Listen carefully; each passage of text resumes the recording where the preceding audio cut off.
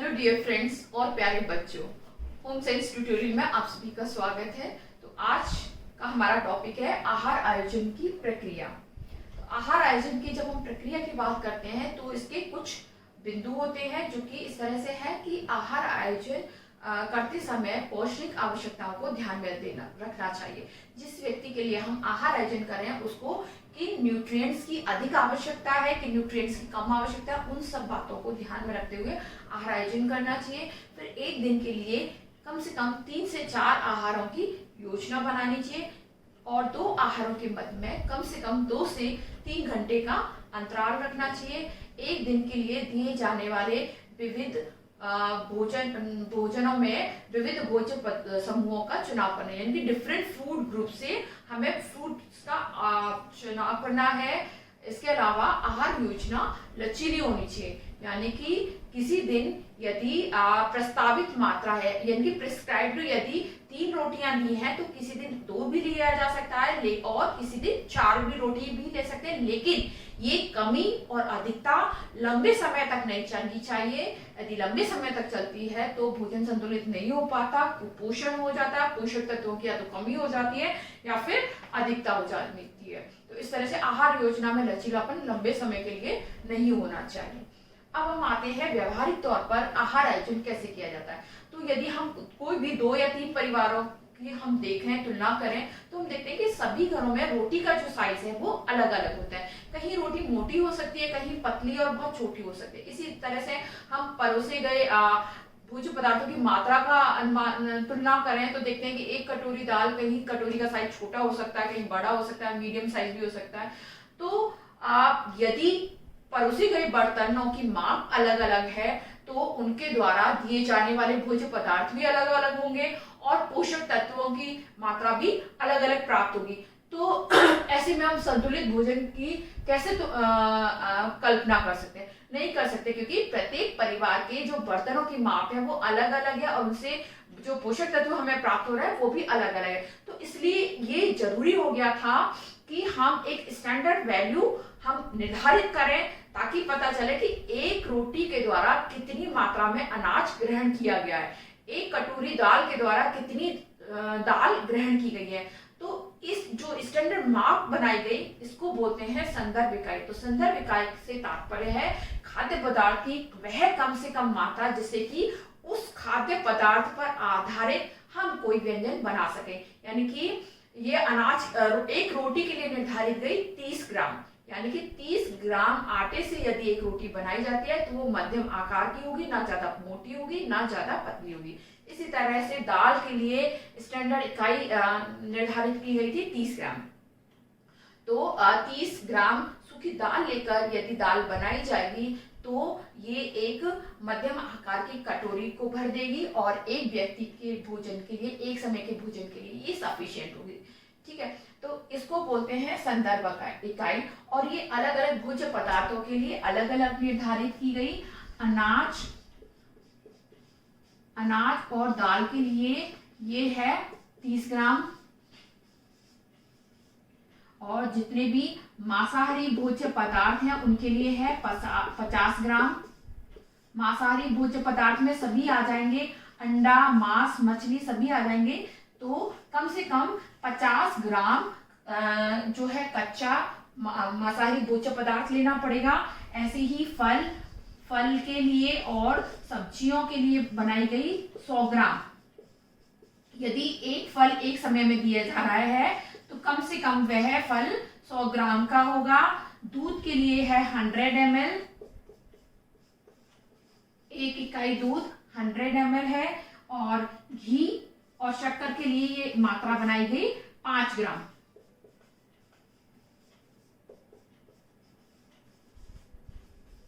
तो एक बार जब गृहिणी बनाती है तो इस माप को तराजू की सहायता से माप सकती है कि एक कटोरी में जो है कितनी सूखी दाल आ रही है और उस आधार पर फिर परिवार के जितने सदस्य हैं उनके लिए ले सकती है। तो ये है संदर्भ इकाई जो कि, और ये मात्राएं निर्धारित की गई है NIN, national institute of nutrition, जो कि है हैदराबाद।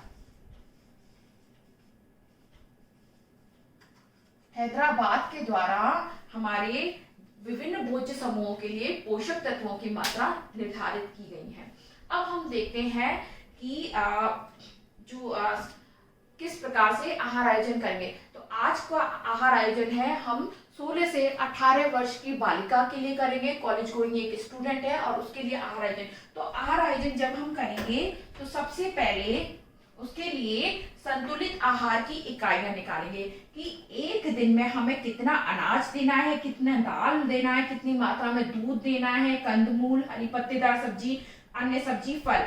तो इन सब की मात्रा पहले इनको लिखा जाएगा। उसके बाद संदर्भ इकाई जो कि हम यहाँ पर डिस्कस कर चुके हैं कि अनाज और दाल के लिए कितनी होती है, मांसाहारी भोज्य पदार्थ, फल, इन सब के लिए कितनी होती है।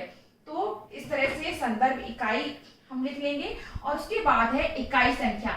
ये एक स्टैंडर्ड माप है जो कि नेशनल इंस्टीट्यूट ऑफ न्यूट्रिशन, राष्ट्रीय पोषण संस्थान हैदराबाद के द्वारा प्रस्तावित की गई है।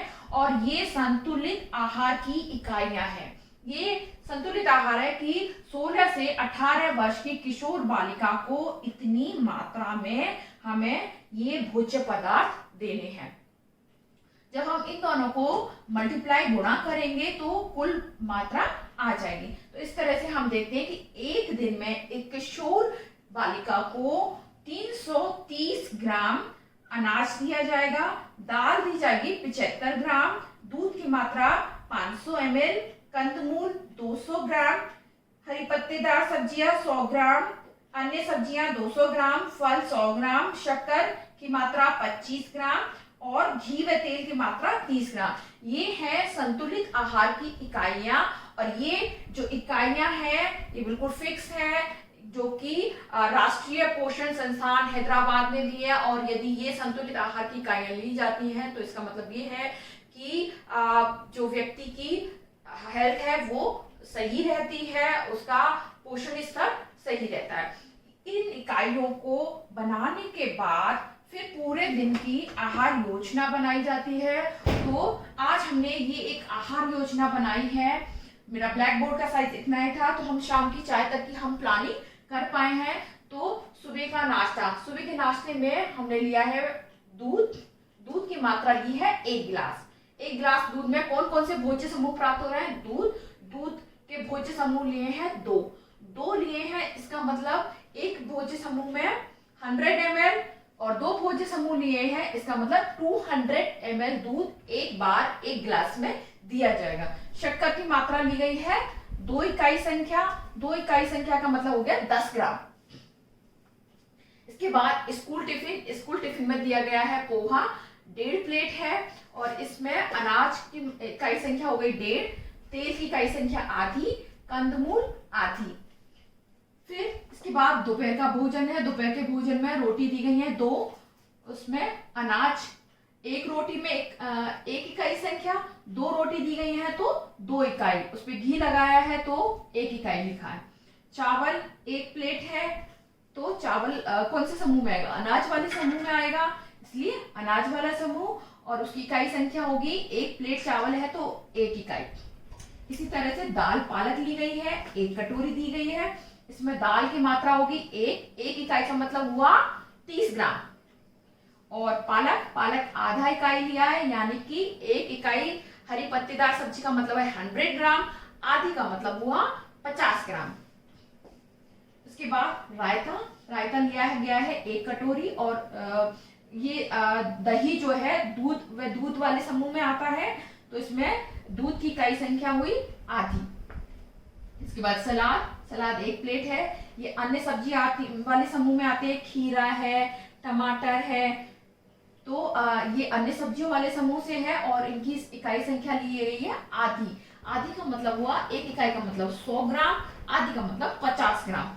अन्य सब्जियां सलाद के रूप में ली जाएंगी। शाम की चाय में 1 कप चाय ली गई है। इसमें दूध व शक्कर, दूध की मात्रा है आधी इकाई और शक्कर की मात्रा है 1 इकाई। बिस्कुट 3 से 4 लिए गए हैं और ये अनाज वाले समूह से है और अनाज की जो इकाई संख्या ली जाएगी 1, यानी कि 3 से 4 बिस्कुट बनाने में कम से कम 30 ग्राम अनाज लिया जाएगा।